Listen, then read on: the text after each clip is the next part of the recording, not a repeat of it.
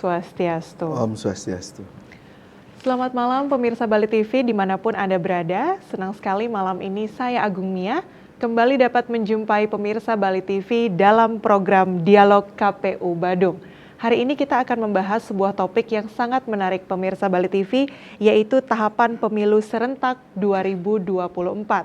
Nanti di segmen 3 dan 4, kami mengundang pemirsa Bali TV untuk bisa ikut berinteraktif bersama kami di nomor telepon 0361 894 8400 atau di 0361 894 8401. Di studio Bali TV kali ini kita telah kedatangan dua orang narasumber yang akan kita ajak untuk membahas topik yang menarik malam ini. Langsung saja akan saya perkenalkan narasumber yang pertama, Ketua KPU Provinsi Bali, Bapak Idewa Agung Gede Lidartawan. Pak Agung, Om Swastiastu. Swastiastu, ya. Punapi Gatra. Becik. Sehat. Sehat. Jelas. Semangat nih untuk harus semangat supaya pemilunya lebih bergairah. Wah, harus semangat supaya pemilunya lebih bergairah. Terima kasih Pak Agung sudah hadir di studio Bali TV malam ini. Narasumber kita yang kedua, saya juga akan memperkenalkan pemirsa, yaitu Ketua KPU Kabupaten Badung, Bapak Iwayan Semara Cipta. Om Swastiastu, Pak Semara. Punapi Gatra, Bapak. Harus sehat juga dan bergembira. Harus Kalau beliaunya bergairah, saya bergembira. Wah, harus sehat dan bergembira. Jadi malam ini di studio pemirsa Bali TV bergairah dan bergembira ya, membicarakan tentang topik hari ini, yaitu tahapan pemilu serentak 2024. Sebelum kita masuk ke tahapan-tahapan pemilu, boleh dari kedua narasumber menyampaikan kepada pemirsa Bali TV di rumah apa kegiatan dari KPU, baik itu di Provinsi Bali maupun di Kabupaten Badung, dalam rangka menyongsong pemilu 2024. Pak Agung. Baik, jadi sebenarnya kegiatannya kalau dilihat adalah sama ya, di Badung, di Bangli, di mana termasuk di provinsi, pasti akan sama. Tetapi yang jelas prinsipnya adalah kita menyelenggarakan pemilu di Provinsi Bali ini sekarang ada di saat-saat yang menentukan. Yang pertama itu adalah bagaimana kita menentukan peserta pemilunya. Yang kemarin kita sudah tetapkan tanggal 14 Desember. Selanjutnya kita setelah peserta pemilunya ada, kita cari dulu penyelenggaranya yang di tingkat ad hoc ya. Setelah itu ada, saat ini kita lagi membahas tentang dapil daerah pemilihan, karena pesertanya sudah ada, dapilnya sudah ada, baru nanti calonnya belakangan gitu. Nah, sebelum ke situ maka kita mencoba untuk mencari lagi PPS ya. Ini sebentar lagi tanggal 27 sudah diperpanjang jadi 30. Mari masyarakat di Bali, kita sekarang sedang memerlukan bantuan Bapak Ibu sekalian yang mau menjadi penyelenggara pemilu di tingkat desa, PPS, karena kecamatan sudah kita tetapkan, tinggal melantik saja. Kemudian kemarin ada putusan MK ya, per 2 hari yang lalu kalau nggak salah jam 1 siang, ada putusan MK yang menyatakan bahwa kami juga harus menata dapil RI dan dapil provinsi. Nah ini kerjaan lagi buat kita, dan tentu nanti kalau memang tahapannya berlangsung maka tanggal 9 Februari nanti kita juga harus menetapkan dapil semuanya, kabupaten, provinsi dan dapil RI. Nah ini yang kita lakukan sekarang ini, sedang capek-capeknya, dan tentu yang terakhir dan tadi baru kita pecah telur adalah penyerahan dukungan calon DPD. Ya, baru 1 orang tadi mendaftar, besok masih ada lagi dan seterusnya. Dan ini akan berakhir di tanggal 29 nanti penyerahan dukungan. Jadi kita serahkan dulu dukungan pemilihnya minimal 2.000 di Provinsi Bali ini, dan tersebar di 5 kabupaten kota. Nah itu kita cek dulu, kalau sudah nanti cek baru nanti mendaftar bareng-bareng sama calon legislatif berikutnya. Saya pikir itu yang kita lakukan sekarang. Baik, nanti akan dibahas secara detail pemirsa, dan juga nanti di segmen 3 dan 4 kami mengundang Anda untuk ikut berinteraktif bersama kami. Sebelum saya mempersilahkan Bapak Ketua KPU Kabupaten Badung untuk juga menyampaikan kegiatan terutama KPU di Kabupaten Badung, kita akan jeda sejenak pemirsa Bali TV, jangan kemana-mana, kami akan kembali sesaat lagi.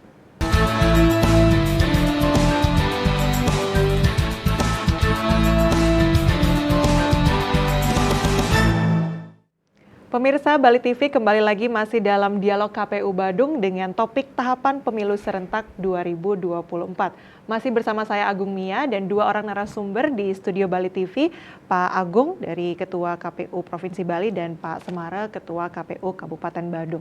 Tadi di segmen awal pemirsa kita sudah mendengarkan kegiatan dari KPU Provinsi Bali dalam rangka menyongsong pemilu 2024. Bagaimana dengan KPU Kabupaten Badung, Pak Semara? Ya, jadi makasih Bung Mia. Jadi kami di kabupaten ini kan sebenarnya adalah turunan pelaksana teknis ya kepemiluan di tingkat kabupaten kota, khususnya kami di Kabupaten Badung. Tadi Pak Ketua KPU Provinsi menyampaikan ada beberapa tahapan yang sudah dilalui, contoh dimulai dengan penataan dapil. Nah kami sendiri di Badung dengan keluarnya keputusan KPU RI dan juga DAK 2 terkait dengan jumlah penduduk di Kabupaten Badung, di mana per semester 1 2022 ini itu jumlah penduduk di Kabupaten Badung mencapai 517.969 sehingga berkonsekuensi terhadap adanya penambahan jumlah alokasi kursi di DPRD Kabupaten Badung. Nah, ini yang kita breakdown menjadi dua rancangan dapil di mana di Kabupaten Badung kita cermati berdasarkan aplikasi sistem informasi daerah pemilihan itu kemudian muncul dua rancangan, satu di 6 dapil seperti pemilu 2019, satu lagi di 5 dapil karena melihat komposisi proporsional jumlah kursi terutama di 3 kecamatan yang saling beririsan, Petang, Abian Semal, dan Mengui, di mana kalau mengacu pada penataan dapil itu di Kecamatan Mengui jumlah kursinya 11, kemudian di Abian Semal 9, di Petang 3. Jadi ketimpangan ini yang kemudian menyebabkan secara pencermatan matematik kepemiluannya gitu. Jadi ini harus persebarannya merata.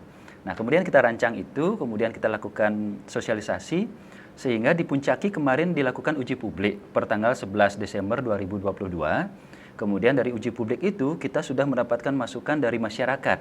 Satu dari partai politik. Jadi baik yang memiliki kursi di DPRD Kabupaten Badung maupun yang tidak memiliki kursi. Jadi kemarin jumlahnya 13 partai politik hingga di tingkat kecamatan itu menyatakan semuanya menolak adanya penggabungan kecamatan ya antara Abian Semal dan Petang. Kemudian dalam perseorangan maupun masyarakat kita juga buka ruangnya, itu terdapat 366 tanggapan yang masuk ke kami menyatakan juga menolak penggabungan Abian Semal dan Petang. Plus ada surat pernyataan sikap dari fraksi di DPRD Kabupaten Badung, fraksi PDI Perjuangan, Golongan Karya, dan juga Badung Gede yang merupakan gabungan dari Partai Nasdem, Demokrat, dan Gerindra. Juga menolak itu. Jadi memang kemudian bersepakat dan mengarahkan kembali pada penataan 6 dapil berdasarkan dengan 6 kecamatan yang ada. Nah, pada saat uji publik tanggal 11 Desember kemarin itu kami didampingi oleh Pak Ketua KPU Provinsi Bali yang memang kalau melihat dari sisi kewenangan KPU Provinsi lah yang berwenang untuk menyampaikan dan mempresentasikan terkait dengan penataan dapil di wilayah provinsi itu. Nah, kebetulan sudah disampaikan kemarin dipresentasikan oleh Pak Ketua di KPU RI di Jakarta pada tanggal 17 Desember kemarin. Dan dimunculkan berdasarkan masukan yang ada hasil uji publik itu ya satu rancangan yaitu 6 dapil tadi. Jadi ini sebagai bentuk komitmen dari Pak Ketua Provinsi juga mendengar masukan-masukan dari terutama masyarakat Kabupaten Badung, seluruh partai politik, tokoh masyarakat, tokoh politik juga pemerintah Kabupaten Badung, akademisi juga didengarkan. Jadi memang semua aspirasi itu berujung pada tetap pada 6 dapil berdasarkan 6 kecamatan. Nah, konsekuensi berikutnya adalah dari penataan 6 dapil ini adalah persebaran jumlah kursi yang kami sampaikan tadi. Jadi ada 5 kursi yang bertambah dari jumlah penduduk melebihi dari 500.000 yang tersebar kemudian berdasarkan perhitungan kami itu penambahan kursi terdapat di Kecamatan Mengui 1 kursi yang awalnya 10 sekarang menjadi 11. Kemudian di Kecamatan Abian Semal bertambah 1 kursi yang sebelumnya 8 sekarang menjadi 9. Kemudian di Kecamatan Kuta Selatan itu bertambah 2 kursi yang dari 8 menjadi 10 dan terakhir di Kuta Utara bertambah 1 kursi dari 6 menjadi 7. Jadi itu persebarannya di 4 kecamatan bertambah Abian Semal, Mengui, kemudian Kuta Utara bertambah 1, yang Kuta Selatan 2 kursi. Nah ini yang sudah kami sampaikan tentu seperti sampaikan Pak Ketua tadi Nanti mekanismenya penetapan itu di KPU RI dari tanggal 1 Januari sampai 9 Februari 2023. Yang berdampak nanti baru pengajuan calonnya.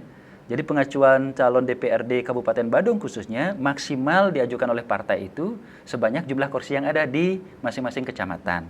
Contoh kayak tadi di Mengui 11 kursi, maka dia 11 calon yang diajukan. Dari 11 calon itu 30% perempuannya harus muncul juga, yaitu ya minimal terwakilan 30% itu. Kemudian itu menjadi keharusan. Kalau tidak ada akan hangus dia. Nah, jadi ini yang kita harapkan dari penempatan dari calon perempuan, contoh kayak Mengui, 11 calon yang diajukan maksimal, maka 30%-nya 3,3 dibulatkan menjadi 4. Jadi minimal 4 orang calon perempuan yang harus dimunculkan di Kecamatan Mengui. Ini menjadi keharusan, gitu. Nah, berikutnya adalah perekrutan badan ad hoc juga kami di Kabupaten Badung.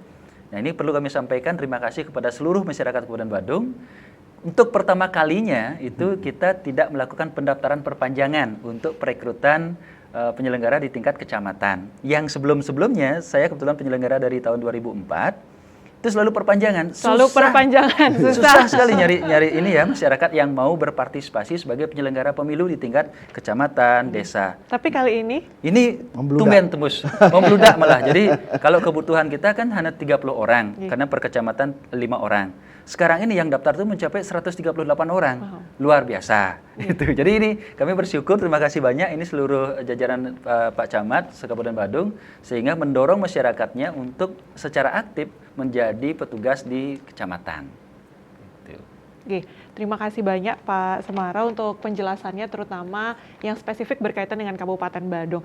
Pak Agung, bagaimana Pak tanggapan tadi terkait uji publik, kemudian penataan dapil, sekaligus juga mungkin ada komentar atau tanggapan terkait keaktifan masyarakat ini yang perlu diapresiasi. Silakan Pak Agung. Ya, jadi memang kita sekarang mungkin berada di fase awal ya, mungkin banyak penyebabnya ya, menyebabkan kita banyak tenaga-tenaga yang mungkin nganggur ya. Kemudian ada juga putusan KPU ya, yang memperbolehkan tidak lagi dua periode. Jadi ini tentu kalau dulu kan dibatasi yang dua periode itu yang udah biasa ngayah itu berhenti dulu. Mungkin sekarang dengan dibebaskan jadi banyak sekali ini dan bagus buat kita. Artinya menggabungkan antara pengalaman dengan yang baru yang punya semangat yang lebih baru. Saya pikir memang ini penting buat kita dalam rangka regenerasi juga, tetapi juga tetap penguatan karena pemilu 2024 ini itu akan ada dua pemilu yang berimpitan. Jadi nggak ada lagi kesempatan untuk penggantian PPK PPS kemungkinan nanti karena sudah dekat sekali waktunya antara pemilu serentak 2024 yang memilih presiden dan wakil presiden, kemudian anggota legislatif, ditambah dengan di November akan ada pilkada serentak yang seluruh Indonesia juga, dan ini memerlukan orang-orang yang kredibel, orang-orang yang punya pengalaman dan juga orang-orang yang energik ya. Saya percaya bahwa apa yang kita lakukan sekarang mungkin jauh akan lebih susah, tetapi dengan komitmen bersama Bali pasti harus jadi yang terbaik karena saya selalu buat target ya. Kalau kemarin juga targetnya belum tercapai, hanya 1 kabupaten yang masih ke MK. Mudah-mudahan 2024 tidak ada lagi ke MK. Kita selesaikan seluruh masalah pemiluan di Bali. Ngapain jauh-jauh ke MK? Sementara kita bisa lakukan di sini. Malu kita. Bali Demokrat Forum ada di Bali. Penglingsir kita dulu mengajarkan demokrasi yang tidak pernah ini ngapain ya. Maka itu saya akan membuka diri kepada seluruh partai politik termasuk waktu melakukan uji publik ini. Saya melihat dan menyaksikan sendiri. Ya, saya melihat bagaimana di Badung begitu intensifnya semua komponen di Gianyar karena ada 2 penambahan kursi yaitu di Badung dan di Gianyar karena jumlah penduduknya sudah di atas 500.000, maka dari 40 jadi 45 kursi. Ini saya lihat memang antusiasme masyarakatnya lebih bergairah dan mereka malahan seluruhnya meminta untuk per kecamatan. Ya, ini masalah penting juga. Kadang-kadang saya di Bangli juga pernah memisahkan dapil Bangli dan Tembuku yang dulunya 11 kursi kita pindahkan karena masyarakat terus mengadu kepada kita, Pak, ini saya tuh loh di Bangli jumlah penduduk saya lebih banyak daripada di Tembuku, kenapa calon saya lebih sedikit? Oke, Kan nggak bener nih kalau perwakilan, mestinya saya lebih banyak yang nggih. mewakili. Nah ini hal-hal yang penting begini kita juga dapetin kemarin, sehingga menyebabkan kami juga berpikir, tetapi saya lihat betul semua harus memenuhi 7 prinsip, ya, pengaturan dapil, ya, itu ada 7 prinsip yang harus dilaksanakan. Tentu semua sekarang sudah didigitalisasi. Jadi si dapil juga sudah ada, sistem informasi daerah pemilihan. Begitu kita masukkan desain-desain dapil itu, maka dari sana sudah prinsip 1 terpenuhi nggak? Prinsip 2 terpenuhi nggak? Sehingga ini betul bukan karang-karangan KPU aja gitu. Jadi ini ada matematisnya, jadi tidak mudah buat kita, dan termasuk di Buleleng ini masih agak agak berimbang ya, sekitar 59% menghendaki per kecamatan, tapi masih ada sekitar 30-an% masih menghendaki lama. Dan ini nanti KPU RI yang menentukan. Kami merekomendasikan saja dari apa yang kita lihat, kita bawa, kita desain, ya, kita berikan rekomendasi bahwa dari hasil itu kita lihat mana yang kira-kira menurut pandangan masyarakat diinginkan oleh masyarakat, ya kita bawa ke Jakarta. Ujung-ujungnya nanti RI yang akan buat keputusan, dan itu akan terakhir di tanggal 9 Februari. Dan ditambah sekarang ini yang baru muncul adalah putusan MK. Nah ini yang tugas kami di provinsi ini, karena akan menata dapil DPRD provinsi. Ya, kalau RI akan dilakukan oleh KPU RI. Kami di provinsi setelah melakukan hitung-hitungan, ya, ini kemungkinan besar, ya, kalau Undang-Undang 7 2017 ini memang sudah tidak direvisi lagi, maka kemungkinan besar 1 kursi di Buleleng akan pindah ke Badung.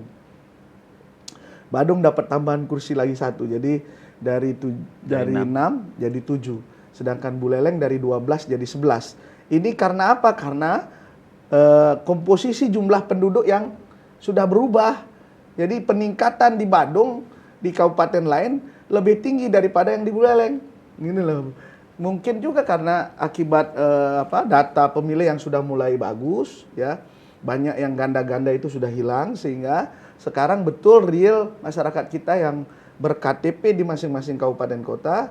Setelah kita terima DAK 2 dari Kementerian Dalam Negeri, dan juga kemarin di SK 357 KPU yang kita yang tujuannya adalah kabupaten kota, setelah kita jumlah penduduknya, maka saya sudah punya ancer-ancer dan rancangan di seluruh kabupaten kota tetap, hanya Badung bertambah 1 dan Buleleng berkurang 1.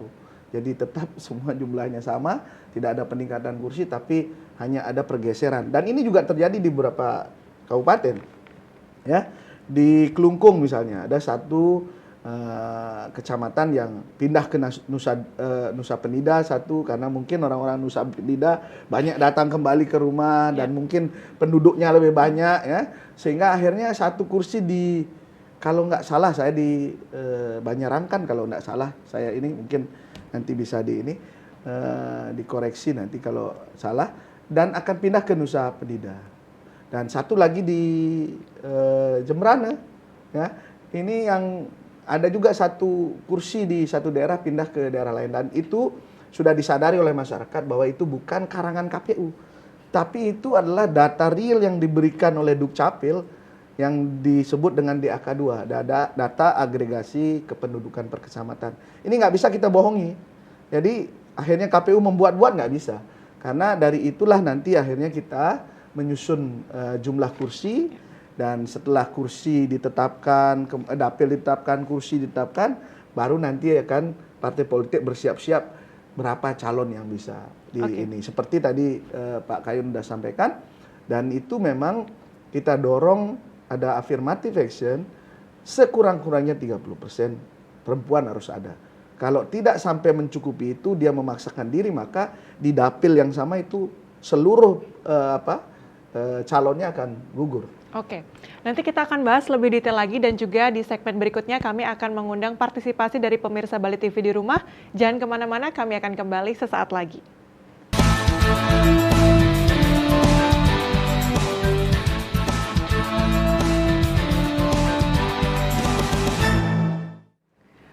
Pemirsa Bali TV kembali lagi masih dalam dialog KPU Badung dengan topik kita tahapan pemilu serentak 2024. Masih bersama saya Agung Mia dan bersama dua orang narasumber di studio, Pak Agung Ketua KPU Provinsi Bali dan Pak Semara Ketua KPU Kabupaten Badung. Pemirsa, dalam segmen ini kami mengundang Anda untuk ikut berinteraktif bersama kami. Silakan menghubungi nomor telepon 0361 894 8400 atau di 0361 894 8401. Sekali lagi pemirsa, kami mengundang Anda untuk ikut berdialog langsung dengan para narasumber di studio. Silakan menghubungi nomor telepon di 0361 894 8400 atau di 0361 894 8401. Sambil kita menunggu penelpon para pemirsa di rumah, kita akan lanjut membahas terkait dengan proses dan kendala dalam penetapan parpol. Pak Semara, seperti apa? Ya, memang terkait dengan pendaftaran itu sudah di pusat kemarin partai politiknya ya, walaupun ini sudah ditetapkan, tapi mekanisme verifikasi itu ada di kami di kabupaten. Nah, dinamikanya kemarin memang lumayan bervariatif antar daerah, khusus kami di Badung, Astungkare, semua dilancarkan. Tetapi ada juga beberapa daerah yang kita langsung terjun ketika diturunkan database oleh KPU RI, setiap partai politik ini kita kan harus verifikasi faktual. Jadi ini harus kita verifikasi faktual dari sampling-sampling yang ada. Jadi ada namanya data sampling itu berdasarkan Ritchie Morgan. Jadi semua database keanggotaan partai politik kita begitu diturunkan dari KPU RI, kita harus turun melalui aplikasi Sipolnya. Jadi sistem informasi partai politik sedemikian terbuka KPU RI terhadap bagaimana dan siapa saja anggota-anggota partai politik yang harus kita verifikasi secara faktual. Nah, kendalanya memang ketika kita mencari alamat yang bersangkutan, orang yang ada, datanya ada, tetapi yang bersangkutan tidak diam di sana, sudah pindah. Kita harus koordinasi dengan kepala lingkungan, klien, dan lain sebagainya. Kadang-kadang juga kita dipertanyai oleh masyarakat sekitar, kok ini ada beberapa kasus ya, walaupun tidak semuanya, kok tiba-tiba nama saya ada di partai itu, padahal saya tidak pernah masuk gitu. Itu malah kami yang diprotes. Nah, kami jelaskan bahwa tugas kami seperti melakukan verifikasi. Nah, kita sampaikan kami petugas verifikator, Pak, Ibu. Tapi verifikator itu agak lama ininya. Akhirnya kami coba ulang bahasanya, ubah. Oh, kami petugas sensus gitu. Petugas sensus anggota parpol. Baru mereka nggih silakan gitu. Nah, ini masalah bahasa juga menjadi kendala ya di pemahaman masyarakat kita. Sangat dibantu. Oh, kita cek datanya, kalau memang tidak, mereka sebagai anggota parpol menyatakan keberatan, langsung mengisi surat pernyataan itu. Begitu mereka memang iya, udah clear di sana. Nah, sedemikian rupa kita didampingi oleh Bawaslu juga. Jadi teman-teman Bawaslu ini lumayan pengawalannya terhadap data-data yang kami verifikasi itu betul-betul mencermati. Jadi laporannya ke pusat langsung, kami masukkan data ke aplikasi, teman-teman Bawaslu juga demikian. Jadi ketika ada perbedaan, ini akan jadi pertanyaan. Jadi bagi saya secara pribadi, ini sebuah keterbukaan data yang luar biasa antara apa yang dikerjakan KPU, apa yang diawasi Bawaslu, teman-teman partai juga mampu melihatnya di dalam sistem aplikasi ini sebagai viewernya juga mereka. Jadi langsung di pusat, teman-teman partai di tingkat provinsi bahkan kabupaten yang kami langsung bersentuhan langsung, itu database-nya harus sama. Jadi tidak ada yang ditutupi. Ini era keterbukaan ya, dan ini menjadi sebuah pertanggungjawaban moral bagi kami ketika satu, data itu harus fix betul sesuai dengan apa yang diturunkan dan kita verifikasi secara nyata di lapangan. Yang kedua, pertanggungjawabannya adalah pertanggungjawaban moral ketika kita harus mendata keberadaan orang-orang itu benar apa tidak. Karena beberapa masyarakat juga datang langsung ke kantor KPU Badung menyatakan ketika mereka mengetik nicknya itu ada tercantum di salah satu partai. Kita bantu membuatkan surat pernyataan, menyampaikan surat pernyataan ini upload ke dalam Sipol, nanti datanya itu dihapus oleh DPP pusat, partai di tingkat pusat. Itu yang kita lakukan karena setiap minggu ini Pak Ketua selalu melakukan video Zoom meeting, melakukan evaluasi, monitoring. Ini apa kendalanya di setiap kabupaten kota, lapor gitu. Hampir bahkan dalam satu minggu itu hampir setiap hari ya, pagi sore bahkan awal-awalnya. Karena kepadatan di ini verifikasi itu akhirnya setiap sore. Sudah begitu ini berproses, baru setiap 3 hari sekali. Jadi selalu diawasi pemantauan ini oleh KPU Provinsi. Ya. Setiap menjelang pemilu, masalah tentang data selalu menjadi hal yang sering dibahas nih Pak Nge. Betul, karena kami kira ini salah satu bentuk KPU RI ya, melalui KPU Provinsi kemudian mendelegasikan tugas-tugas supaya database-nya kemudian menjadi valid. Kan KPU RI sekarang satu berkaitan dengan pemutaran data pemilih, mengeluarkan yang namanya aplikasi SIDALIH, Sistem Informasi Penataan Pemilih, pemutaran data pemilih. Yang kedua berkaitan dengan partai politik SIPOL. Kemudian berkaitan dengan penataan daerah pemilihan itu SIDAPIL. Kemudian berkaitan dengan perekrutan badan ad hoc itu SIAKBA. Semua sekarang berdasarkan aplikasi. Nanti pencalonan juga berdasarkan silon, termasuk anggota DPD ini yang berubah polanya. Mungkin nanti Pak Ketua menjelaskan lebih detail. Berarti sama seperti yang Pak Agung tadi sampaikan tentang digitalisasi yang tadi juga sempat disinggung di awal. Pemirsa, kembali kami mengundang Anda untuk ikut berinteraktif bersama kami di nomor 0361-894-8400 atau di 0361-894-8401. Yang ke Pak Agung. Pak Agung, ada yang ingin ditambahkan terkait proses dan kendala penetapan parpol? Ya, jadi itulah. Jadi apa yang kami kerjakan itu sudah sesuai dengan aturan main yang ada. Jadi tidak usah disangsikan lagi. Bahkan kami terus terang, arahan KPU RI itu adalah bagaimana kami melayani. Karena tagline kami adalah KPU melayani. Ya. Jadi ingin melayani sebaik-baiknya. Sehingga apapun kesulitan-kesulitan parpol itu, kita adopsi dengan berbagai cara. Misalnya ada pendukungnya yang tidak di tempat. Dia ada di kapal pesiar gitu misalnya. Ya kita sudah berikan akses untuk video conference. Ya. Itu boleh saja, yang penting KTA-nya diperlihatkan, KTP-nya diperlihatkan di video conference. Kemudian terakhir lagi, kalau ada orang yang memang tidak bisa video conference, kan itu kan memerlukan waktu, kapan tepat waktunya. Kita berikan kesempatan teman-teman itu di masa perbaikan ini utamanya itu membuat semacam video. Masing-masing pendukungnya membuat video bahwa saya mendukung ini. Ya karena kita sudah dapatkan itu. Maka yang dulunya mungkin pada saat verifikasi di awal itu belum memenuhi syarat. Karena banyak pendukungnya yang ini, maka ada proses perbaikan. Di proses perbaikan ini terjadi perbaikan. Bukan berarti KPU yang memperbaiki kemudian lolos. Jadi jangan diplesetkan. Yeah. Jadi hal yang terjadi itu saya pantau betul kalau di Bali. Ya, bahkan betul setiap hari saya cek gimana Badung, gimana berapa orang hari ini, berapa MS, berapa TMS, berapa jalan, berapa tidak ditemukan, apa kendalanya, kita cek semua. Dan tidak ada lagi KPU yang nggak bisa mempertanggungjawabkan kegiatan hariannya di hadapan kita. Karena itu direcord. Dan ini menjadi laporan ke RI dan satu-satunya yang setiap hari melakukan itu mungkin KPU Bali. Karena kita ingin supaya tidak ada nuansa katanya kerja di balik layar. Nggak ada. Karena nggak ada yang berani, karena ada Bawaslu di situ. Masa kita bilang verifikasi terus tidak diverifikasi, Bawaslu terus gimana? Kan lain datanya. Padahal mereka bilang nggak ada, terus kita bilang ada, tentu akan ada data lain. Jadi sementara ini kami dengan Bawaslu Provinsi Bali selalu menekankan kepada masyarakat kita supaya betul-betul berani. Kalau memang betul nggak mendukungnya bilang aja. Dan itu memang terjadi, ada PNS ya, PNS yang masuk dengan sipol, ya harus kita clearkan sekarang.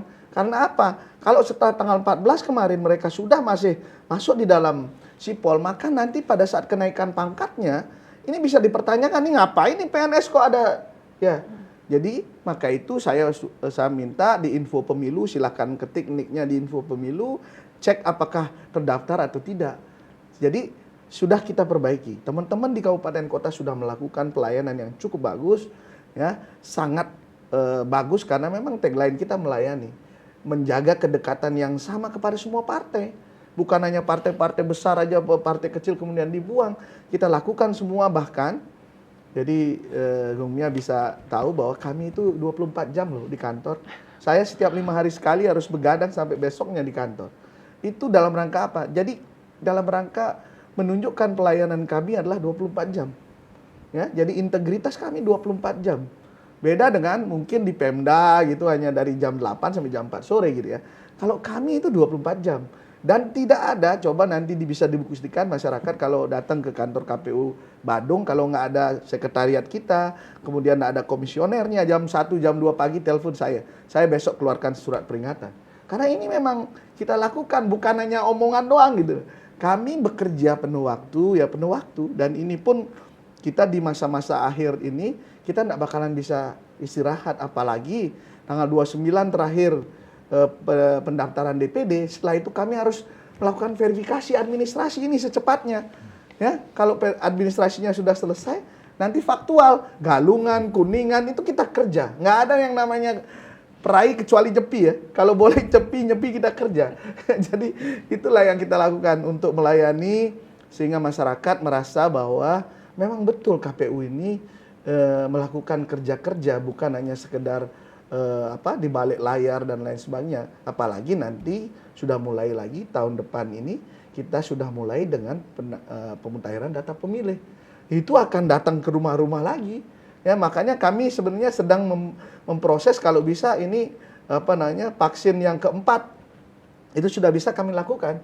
Karena apa? Karena kami yang paling di depan setiap hari ke rumah-rumah penduduk. Turun langsung ya Pak? Turun langsung. Apalagi sekarang mungkin kita sudah terbantu oleh ada PPK dan sebentar lagi ada PPS akan membantu pemutahiran data pemilih. Ini hal yang penting buat kita lakukan. Karena apa? Karena kita ingin pemilu ini berkualitas. Pemilu berkualitas, tadi ya. KPU melayani dan juga keterbukaan data. Nanti kita akan lanjutkan, kita belum membahas terkait dengan syarat calon DPD dan juga prosesnya di segmen akhir. Pemirsa Bali TV jangan kemana-mana, kami akan kembali sesaat lagi.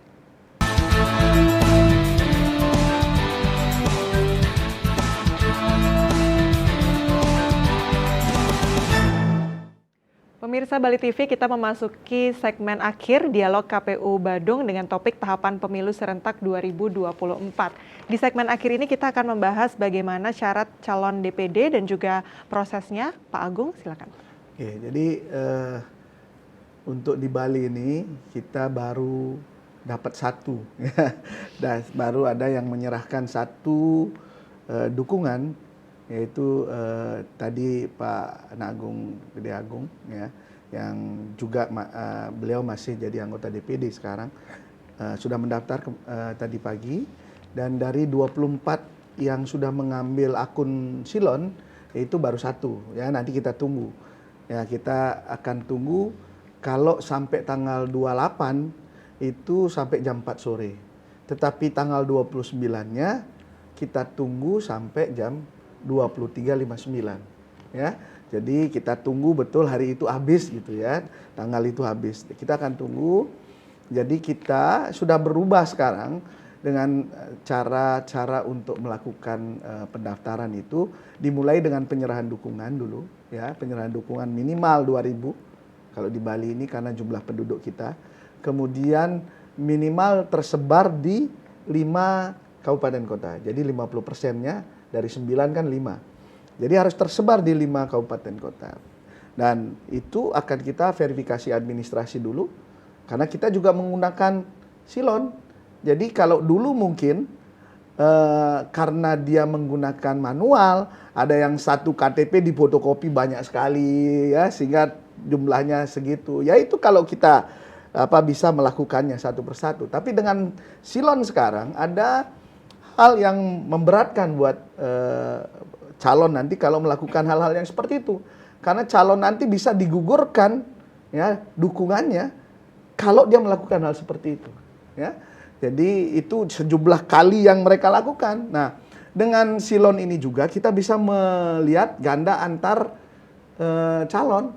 Jadi kalau di sini dia mendukung, di sini dia mendukung, kita ketahuan, kita panggil ke KPU. Ini yang didukung yang mana sih? Nah, kalau yang tidak didukung kita coret, yang dukung kita naik. Karena ini merupakan kelanjutan dari proses administrasi dulu. Setelah itu baru dengan model yang berbeda. Kalau dulu sensus, semuanya harus dicek. Kalau sekarang kita menggunakan sampling. Sebenarnya lebih gampang karena lebih sedikit. Ya, tapi sebenarnya sama aja sih. Kalau memang sudah didukung, mau metode apa saja sama aja. Tapi sekarang lebih sedikit sampling yang kita cek. Yaitu dengan Creasy and Morgan sampling yang notabene itu kalau saya waktu di kampus tuh dengan menggunakan metode stratified random sampling ya istilahnya di kita, itu bisa dilakukan. Dan kalau itu sudah memenuhi syarat, maka kita hentikan. Dan itu sudah baru akan mendaftar nanti bareng-bareng di bulan Mei, nanti mendaftar dengan teman-teman di legislatif ya, di DPR. Nah, itu yang kita lakukan. Jadi untuk itu warga masyarakat di Bali nanti akan didatengin lagi oleh KPU kabupaten kota ini. Ini beliau yang akan kita turunin, nil, cek si A, si B, si C, misalnya ada 20, ke-20-nya kita kalau ada di kabupaten itu dicek betul. Ya, setelah ganda-gandanya ini kita hilangkan dulu. Nanti mereka ngecek memenuhi syarat atau tidak, itu sesuai dengan apa yang didapatkan di lapangan. Silakan masyarakat mengontrol. Kalau memang tidak mendukung, kemudian KTP-nya dia bilang aja tidak mendukung. Jangan takut, jangan ragu, ataupun jangan takut diintimidasi, karena datanya itu akan kami jadikan simpanan, nggak akan kami buka. Karena itu data pribadi orang tidak mendukung atau mendukung yang menyebabkan nanti terjadinya sesuatu yang tidak kita inginkan. Jadi saya berharap tidak ada intimidasi di Bali, ya. Biarkan pemilu itu apa adanya, karena dengan begitu kita akan nyaman, ya. Ya biarin aja, kalau besok 5 tahun sekali juga ada kok. Perbaiki diri, perbaiki konsep, perbaiki sistem kerja, sehingga kita bisa melahirkan putra-putra terbaik bangsa di Bali ini yang akan bertarung di Jakarta. Jadi kalau kita masih zaman-zaman intimidasi, tidak boleh berkampanye di satu daerah, ini kan zaman kuno, ya. Sudah nggak perlu lagi kita sudah maju begini, melangkah mundur lagi, ada orang kampanye si A boleh, si B nggak boleh, kan nggak boleh lagi gitu. Jadi biarkan apa adanya, karena dengan begitu demokrasi akan tumbuh, akan tumbuh calon-calon, bibit-bibit baru yang akan menggantikan orang-orang yang sudah memang tidak di masanya, karena setiap masa ada pemimpinnya, setiap pemimpin ada masanya. Itu yang harus saya sampaikan, sehingga ke depan kita akan mencapai target kita menjadi yang terbaik. Karena kemarin pemilu kada 2020, KPU Bali dengan jajarannya itu menjadi penyelenggara terbaik di Indonesia ini. Kita mau capek di pileg gini jadi begitu juga lagi, supaya tidak ada yang ke MK. Itu tujuan kita. Pak Asmara, silakan Pak untuk di Kabupaten Badung. Jadi turunan dari provinsi, jadi sudah menerima pendaftaran, nanti kami di Kabupaten Kota, khususnya Kabupaten Badung, melaksanakan verifikasi faktual. Jadi sekarang tahapannya ada 2 tahap. Kalau mengacu pada tahapan ini ya, di PKPU 10 2022-nya ini, terkait dengan calon perseorangan DPD. Jadi nanti tahap pertama verifikasi faktual itu kami melakukan di bulan Februari. Jadi tanggal 6 sampai 26 Februari. Tahap pertama itu verifikasi faktual. Pertama, berikutnya yang kedua dilakukan di tanggal 26 Maret sampai 6 April. Baru mekanisme pendaftaran di tanggal 1 sampai 14 Mei 2023. Nah, memang agak sedikit berbeda. Nah, tugas kami nanti melakukan verifikasi faktual ini kembali ke lapangan, bertemu dengan pendukung secara realnya, faktanya seperti apa, apakah yang bersangkutan menyatakan mendukung atau tidak, apakah ada yang ganda atau tidak lagi, karena sudah terselesaikan di proses penelitian administrasinya. Nah, berikutnya di kami adalah berkaitan dengan nanti di bulan April, per tanggal 24 April, bersiap-siap kami menerima pencalonan DPRD dari partai politik. Ya, tentu prosesnya dokumen pencalonannya ataupun juga dari calon sendiri. Syarat-syarat calonnya termasuk tadi kami juga sudah melakukan media gathering dengan teman-teman media yang sebelumnya kita juga diundang oleh teman-teman partai politik menyampaikan berkaitan dengan apa yang harus disiapkan. Nah, ini yang penting. Dari dalam kesempatan ini teman-teman partai politik, terima kasih atas undangannya dan juga kepada masyarakat yang kemarin pada waktu kita verifikasi faktual keanggotaan partai politik banyak mengeluhkan, menyampaikan keluhan terkait dengan pemilu 2019 atau sebelumnya itu, mereka masih berpatokan pada formulir C6 namanya. Jadi ketika mereka tidak mendapatkan formulir C6, pemilih ini tidak berani datang dan tidak bisa datang ke TPS. Pemahaman mereka, C6 ini adalah surat undangan. Jadi kalau tidak dapat C6, nggak bisa memilih. Padahal C6 ini adalah surat pemberitahuan memilih. Memberitahukan kepada pemilih supaya tanggal sekian, tanggal 14 Februari mendatang ini, 14 Februari, hari Rabu 14 Februari 2024, Bapak atas nama ini terdaftar di TPS ini. Datang ke TPS menggunakan hak pilih jam sekian, jam 7 sampai jam 1 siang. Dan nama-nama yang mendapatkan C6 ini adalah nama-nama yang tercantum pada DPT. Jadi sebenarnya tanpa C6 pun, pemilih yang nama-namanya tercantum pada DPT tetap memiliki hak. Nggak bisa yang ada menghalangi. Petugas KPPS pun tidak bisa menghalangi. Karena apa? Real namanya tercantum pada DPT. Ini yang masih banyak atau gagal paham di teman-teman di bawah, di partai politik, di konstituennya, karena mereka berpedoman pada C6 tadi. Dan itu yang kami himbau. Jadi kami selalu menghimbau, tolong dari sekarang pastikan partai politik menyiapkan 1 atau bahkan lebih orang yang paham IT, memiliki database tentang konstituen mereka, keanggotaan mereka. Karena nanti begitu kita menempelkan data DPS, daftar pemilih sementara, itu kita umumkan, ditempel di kantor-kantor desa, kita berikan data subkopinya kepada partai politik, sehingga nggak ada alasan database pemilih ini sudah per TPS. Nggak ada alasan mereka nggak tahu. Jadi harus dicermati, ada nggak anggota mereka atau konstituen mereka, kerabat anggota mereka yang tercecer belum masuk dalam DPS tadi. Itu nanti kita bantu masukkan. Dan menjadi kewajiban kami. Dan sudah ada juga lewat HP. Betul. Bisa dilihat, dicek DPT online. Nah, KPU RI memang sekarang sudah berubah dari yang kemarin, lindungi hakmu, berubah menjadi cek DPT online. Dengan memasukkan atau mengklik nomor NIK, bisa ketahuan nih, apakah sudah terdaftar apa belum, di mana, bahkan sudah koordinatnya di TPS berapa sudah muncul. Nah, sebegitu terbukanya KPU RI, jadi harapan kami mudah-mudahan dengan keterbukaan dan aplikasi yang dibuat oleh KPU RI, partisipasi pemilih semakin meningkat. Karena kita lihat pemilu 2014 kemarin, partisipasi di Badung 78%. Di pemilu 2019 itu angkanya kebalik menjadi 87,6%. Ini luar biasa. Harapan kami nanti di pemilu 2024 lebih banyak lagi. Astongkara. Terima kasih Pak Semara, terima kasih Pak Agung, Ketua KPU Provinsi Bali, Pak Semara, Ketua KPU Kabupaten Badung. Hari ini sudah hadir ke Bali TV dan bersama-sama membahas tahapan pemilu serentak 2024. Tadi banyak membahas keterbukaan data, digitalisasi, kemudian apa saja yang sudah dilakukan oleh KPU, baik itu di Provinsi Bali maupun di Kabupaten Badung. KPU melayani untuk pemilu yang berkualitas. Terima kasih pemirsa Bali TV atas perhatian Anda. Saya Agung Mia pamit undur diri, sampai jumpa. Om Santi Santi Santi Om.